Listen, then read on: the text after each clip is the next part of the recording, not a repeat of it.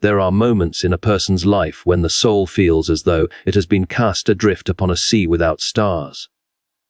The compass falters, the horizon disappears, and the heart, once buoyant with hope, sinks into a silence that is heavier than any noise. It is not the kind of silence that soothes. It is the silence that presses upon the chest like a weight, that suffocates thought, that makes every ordinary thing appear suddenly absurd, pointless, and bleak. I knew such a silence, and it was in that very abyss where my mind, restless and fatigued, seemed to unravel thread by thread, that I encountered a verse. It was not sought with eager devotion, nor stumbled upon in the brightness of joy. It was discovered with trembling hands, with a gaze clouded by tears, with a heart too tired to resist any longer. And yet, in that weakness, the verse came to me as though it had been waiting there all along. Like a candle hidden in a cavern, patient, unburnt, ready to be lit at the precise moment of greatest darkness. It is an extraordinary thing, how words, mere arrangements of letters on a page, can travel across centuries, survive the withering of empires, and still arrive with such immediacy that one feels they were written not for the multitudes, but for the solitary reader alone. This verse did exactly that. As I read it, I felt as though the world had paused, the clocks had hushed, and everything within me leaned toward it, not as a scholar examines a text, but as a drowning man seizes a rope. It did not arrive with thunder, nor with an overwhelming blaze of revelation, but with a quiet authority, a whisper that pierced louder than any shout. It was as if the verse had been waiting all along to ambush my despair, to strike it at its root, to remind me that despair is not the final word at the time. My mind was fractured. Thoughts ran like wild horses, colliding into one another, throwing me into confusion. The future appeared like a barren landscape, stripped of meaning, devoid of color. I was a wanderer in a desert, longing for even a drop of assurance. And when I read the verse, it was as if a stream had burst forth from the dry sand. It said what my reason had long suspected, but what my heart had forgotten, that hope is not extinguished by suffering, that purpose is not erased by confusion, and that light, however faint, is invincible against the darkest night. I remember staring at the words, reading them again and again, scarcely believing that such clarity could be contained within a handful of syllables. And yet they did not merely instruct me, they healed me. Not in a sudden sweeping cure that banished every trace of sorrow, but in a quiet mending, like the careful stitching of torn fabric, or the slow rising of dawn. The verse worked upon me not as an argument to be debated but as a truth to be received. My mind, so accustomed to constructing walls of logic and objection, found itself strangely unarmed. It is difficult to describe how healing enters, for it is not always through the door of reason, nor always through the window of emotion, but sometimes through a hidden passageway that one did not know existed until it opens. That was what it felt like. My thoughts, which had been scattered like shards, began to gather. The verse spoke to them, not as a lecturer to restless students, but as a shepherd to lost sheep. It called them home. And in that gathering there was peace, fragile at first, tentative, like the first note of music after silence, but real nonetheless. I found myself weeping, though not entirely from sorrow. There was sorrow, yes, but mingled with something greater, relief. The kind of relief one feels when realizing that the night, however long, cannot abolish the morning. The verse reminded me that despair had lied to me, that the whispers telling me all was futile were nothing but echoes of my own fear. The verse did not mock me for believing them, it simply stood firm, steady, unchanging like a lighthouse. It said, in effect, here is the truth, lean on it. And I did. I leaned with all my weight, with all my trembling, and found that it did not break. It is a curious thing, how memory clings to moments of awakening. Even now, I can recall not only the words of the verse, but the very texture of the page, the faint smell of the book, the way the light from the window fell upon it. I can recall the sound of my own breath, heavy, uneven, as if even my body recognized that something irreversible was taking place. The verse had not changed the circumstances around me. The struggles remained, The uncertainties remained, the fears had not evaporated. But my mind had changed. And when the mind is changed, the world itself is altered. What once seemed barren now seemed waiting. What once seemed final now seemed temporary. What once seemed meaningless now hinted at a hidden design. The verse did not erase my pain, but it healed the wound that pain had made in my thinking. It told me that pain was not my master, that despair was not my destiny, that confusion was not my identity. I cannot overstate how powerful that realization was. For too long, I had believed that my thoughts controlled me, that I was at the mercy of whatever darkness decided to whisper into my mind. But the verse cut through that illusion like a blade. It reminded me that truth is not contingent upon my feelings, that reality is not erased by my perception of it. This was the healing, not the removal of hardship, but the restoration of perspective. It was as though the fog lifted, and I could see again, not far, but far enough to take the next step. And that is often all that is required, to take the next step, trusting that more will be revealed as one goes on. What astonished me most was how simple the verse seemed. I had read it before, many times perhaps, but never in this way. That is the mystery of truth. It waits until we are ready to see it. A verse that once seemed ordinary suddenly became extraordinary, not because it had changed, but because I had. My desperation made me receptive. My weakness made me listen. It is humbling to realize that sometimes only in our brokenness are we quiet enough to hear what has been spoken all along. And when we hear it, truly hear it, it becomes not just ink on paper but life itself.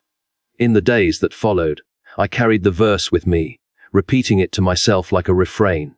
Whenever the old thoughts returned, those voices that insisted all was meaningless, I would return to the verse. It became my anchor. And the more I repeated it, the more it seemed to weave itself into the very fabric of my mind. Where once there was a fracture, there was now a thread of wholeness. Where once there was chaos, there was now a melody. Not perfect, not without dissonance, but unmistakably a melody nonetheless. It was as though the verse had not only spoken to me in that moment of despair, but had continued to speak, echoing across the corridors of my thought, reshaping, reordering, healing. It is remarkable how one verse, one line of truth, can do what volumes of argument cannot. For it does not simply convince, it transforms. And transformation is the true mark of healing. My mind, which once wandered in labyrinths of doubt and futility, now walked a straighter path. I still stumbled, I still wrestled, but I was no longer lost. I had been found by words that were older than me, wiser than me, steadier than me. And in being found, I was healed. Not a healing that removed all struggle, but a healing that made struggle bearable, purposeful, even redemptive. I often think of that moment as a turning point, not because it erased every shadow, but because it taught me that shadows cannot withstand even the smallest light. The verse was that light. And once I had seen it, I could not return to the darkness as though it were final. It had given me something unshakable, the knowledge that despair, however convincing, is not the truth. And once the truth has been glimpsed, even for a moment, the mind can never again be wholly captive to the lie. There are times when the mind and the heart appear to be adversaries, engaged in a conflict so fierce that one wonders if peace between them is even possible. On one side stands reason, stern and unyielding, demanding proofs, demanding coherence, demanding that all things align with its structured laws. On the other side stands faith, gentle but unrelenting, whispering of mysteries that reason cannot measure, speaking of realities that cannot be dissected by argument alone. For many years, I thought this tension meant that one must choose between the two. That to embrace faith was to abandon the integrity of thought, and to cling to reason was to silence the deeper longing of the soul. This is why my mind remained restless, why doubts stalked me like shadows, why my prayers often felt like unanswered letters. But then I began to perceive something I had not seen before, a quiet dialogue unfolding between reason and faith, not as enemies but as companions, not as two rival kings fighting for a throne, but as two musicians learning to play in harmony. The verse that had first healed my mind did not silence my reason. It did not tell me to stop asking questions, to cease inquiring, to accept blindly. Instead, it awakened within me a new way of thinking, one where faith was not the enemy of thought but its completion. For faith gave reason something it could never grant itself, a foundation beyond its own limits. Reason is powerful, but it is also finite. It can map the stars, but it cannot explain why the stars make the heart ache with beauty. It can describe the mechanics of the human body, but it cannot tell you why love makes life worth living. Faith does not cancel out these inquiries. It answers them in a language that reason alone cannot speak. And in that moment of awakening, I realized that my mind's healing was not only the result of receiving truth, but also of recognizing that reason and faith were never meant to exist in opposition. They are two wings of the same bird, and only together can they lift the soul toward the sky. The quietness of this dialogue is what astonished me most. It was not a dramatic clash where faith thundered down and shattered reason into submission. It was more like a patient conversation between old friends who had forgotten their kinship. Reason, with its sharp edges and endless questions, had often ridiculed faith in my thinking, dismissing it as sentimentality, as wishful dreaming. But faith, steady and unafraid, did not retaliate. Instead, it waited, spoke softly, answered gently. And slowly, reason began to see that faith did not diminish it but enlarged it. What good is reason if it can only measure the visible and never point toward the invisible? What good is logic if it can dissect but never unite, if it can expose but never heal? In this gentle dialogue, reason learned humility and faith learned articulation. Together, they became not rivals but partners. I recall sitting in silence with this realization, letting it seep into me as though it were dew upon dry ground. I had always feared that to lean into faith meant abandoning the dignity of thought, that to trust in things unseen was to betray the mind. But the more I listened, the more I understood that faith does not ask the mind to betray itself. It asks the mind to be honest about its boundaries. Just as the eye cannot hear and the ear cannot see, so too reason cannot taste what only faith can offer. Each has its domain, and yet they overlap in ways that create harmony rather than division. Faith without reason can drift into superstition. Reason without faith can wither into cynicism. But together, they form a dialogue that heals the mind, not by erasing doubt, but by transforming doubt into a pathway toward deeper understanding. There were nights when I would lie awake, torn between the two, wondering which voice I should trust. And it was always in the stillness that the harmony would reveal itself. Faith did not shout over reason. It answered reason's questions with a depth that surprised me. Reason asked, "What is the meaning of suffering?" Faith replied, not with diagrams or formulas, but with a story of redemption. Reason asked, "How can you trust in what you cannot see?" Faith replied, "Do you not also trust in love, though you cannot measure it on a scale?" These were not evasions, they were invitations to see that truth is larger than what fits neatly into syllogisms. My mind, once fractured by this false rivalry, began to mend as I realized that truth can wear more than one garment. It can speak through reason, yes, but it also sings through faith, and the song is not discordant. When heard rightly, I began to think of faith and reason as two sides of a bridge. One side alone cannot span the chasm. It is only when both extend, when both meet in the middle, that the way across becomes possible. This is what the verse had done for me. It became the point of meeting, the middle where reason's hunger for coherence and faith's hunger for transcendence clasped hands. And in that clasp, my mind found rest. The rest did not come from silencing questions, but from realizing that my questions themselves were not enemies of faith. They were doors waiting to be opened, and faith held the keys. One might think such harmony would come with a loud declaration, a sudden illumination that leaves no room for doubt. But that was not my experience. The dialogue was quiet, almost imperceptible at first. It was like watching two streams flow together, their waters blending gradually until one cannot tell where one ends and the other begins. The quietness mattered. For it was in quietness that the healing took root. My restless thoughts, my relentless doubts, began to slow, not because they had been silenced, but because they had been answered in a deeper way than mere argument could provide.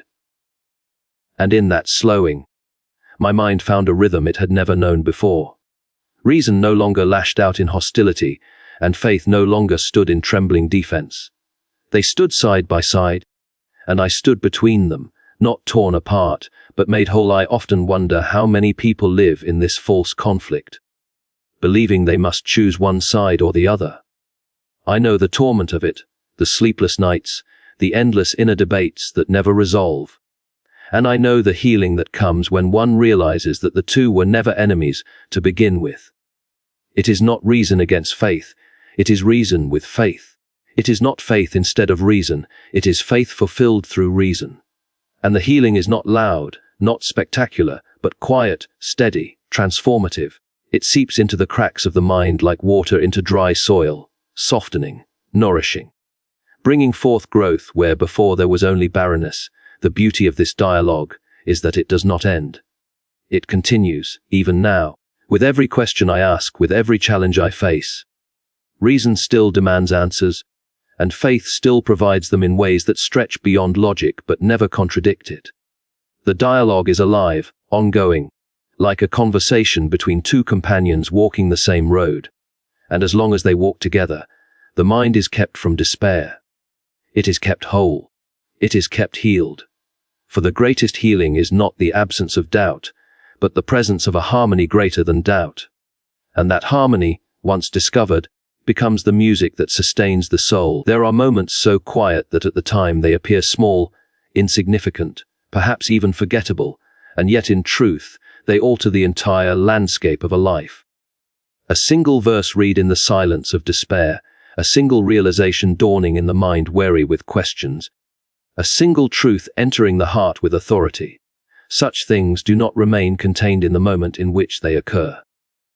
They ripple outward, not with noise or spectacle, but with a reach that extends into days, years, even decades. The verse that healed my mind did not stop its work in that first hour when it lifted me from despair. It continued, spreading its influence like rings upon a pond, each circle reaching farther than the last, until it touched aspects of my life I never imagined could be healed. At first, the ripple was barely perceptible. I noticed only that I could breathe again without the heaviness of futility pressing against my chest. I noticed that I could walk through the day without the constant interruption of thoughts, insisting that all was meaningless. These were small mercies, but profound. And as the days passed, the ripple widened. It began to influence how I spoke to others, how I listened, how I faced conflict. My words carried less bitterness, my tone carried more patience. The verse had healed my mind, but in doing so, it began to heal my relationships. It is astonishing how one inward change can alter the outward world. The healing within me did not remain confined to my thoughts. It touched the people around me. Like light spilling through cracks in a door, the ripple continued. In my work, where before I had labored with a sense of futility, I began to discover purpose. The same tasks that once seemed tedious now carried a sense of meaning, not because they had changed, but because I had. The verse had planted in me a conviction that nothing is wasted, that every effort, no matter how small, can be woven into a larger design. This awareness transformed how I approached even the most ordinary duties. I was no longer crushed by the weight of pointlessness. Instead, I was sustained by the quiet knowledge that meaning is not always visible, but always present. And this realization spread outward into every sphere of my life. Steady, gentle, unrelenting, like ripples reaching the farthest edges of the pond. The most profound ripple, however, was not in my outward circumstances, but in the way I carried suffering. Before, suffering seemed unbearable because it felt meaningless, a cruel intrusion without purpose. But after the verse, I began to see suffering in a different light. It was no longer the final word, no longer the master of my mind. It became instead a teacher, stern but valuable, shaping me in ways I could not have anticipated. The healing of my mind did not remove suffering from my life, but it gave me the capacity to endure it with dignity, with hope, even with a strange kind of gratitude. And this endurance was not only for myself, it became something I could offer others, a comfort to those still drowning in despair. The ripple of healing extended from my private moment of truth to the lives of those around me, for one cannot carry hope without inevitably sharing it. As the years passed, the verse continued to echo. It became a refrain, a steady voice that returned in times of difficulty, in times of joy, in times of confusion. And each time it returned, it reminded me of that first moment when despair was broken, when clarity pierced the fog. It reminded me that healing is not a single event sealed in the past, but a continual unfolding. The ripple never ceased. It carried me through decisions, through losses, through joys. It steadied me when reason alone could not sustain me, and it grounded me when faith felt fragile. It became a thread woven through the entire fabric of my life, binding together moments that otherwise would have unraveled. I look back now and realize that what seemed at the time like a single flicker of light was in fact the spark of a fire that would burn throughout my life. It is humbling to think that such lasting healing could come from a single verse, a moment so easily overlooked. We expect transformation to arrive with grandeur, with visible signs, with unmistakable force. Yet so often it arrives in stillness, in subtlety, in a whisper. And that whisper, once heard, reverberates through the years, shaping not only the one who hears it, but also all who come into contact with them. This is the ripple of healing. It begins quietly, it spreads steadily, and it continues long after the initial moment has passed. It is not confined to the memory of despair overcome, it is alive, present. At work even now, I often imagine how different my life might have been had I not encountered that verse. Perhaps I would still be wandering in that barren landscape of thought, still suffocated by the silence of despair. Perhaps I would have allowed bitterness to take root, shaping me into someone unrecognizable. Perhaps I would have drifted further and further from hope, never realizing that healing was possible. But I did encounter it, and because of that, my mind was healed. And because my mind was healed, my life was altered. And because my life was altered, others around me were touched. And because others were touched, their lives too carried ripples outward. Who can measure how far such a ripple goes? It begins with one moment of truth, but it does not end there. It continues, unseen, unpredictable, far beyond the reach of our imagination. There are days when I think of the verse as a stone dropped into the still waters of my soul. The initial splash was dramatic, yes, but it was over quickly. What remained, what lasted, were the ripples. They are what reached the edges. They are what altered the surface. They are what carried the energy of that single drop across the whole of the pond. And in the same way, the verse continues to ripple through my life. It has shaped how I think, how I believe, how I love, how I endure. It has shaped the very contours of who I am. And the healing it began in my mind has not finished. It continues, for healing is not static. It grows, it deepens, it expands. What began as a rescue from despair has become a lifelong transformation, and I suspect it will continue to ripple until the very end of my days. This is the mystery and the mercy of truth. It does not remain still. Once it enters, it works, it reshapes, it renews, it heals. And though we may forget the precise moment when it first arrived, we cannot deny its ongoing effect. I have forgotten many things in my life, but I have not forgotten that verse. I cannot. Its ripple is too wide, too deep, too lasting. It is woven into every breath, every thought, every step. And even when I falter, even when old doubts return, the verse rises again, steady and unchanging, reminding me that healing is not undone by weakness, that hope is not extinguished by fear, that truth, once received, continues to heal for a lifetime,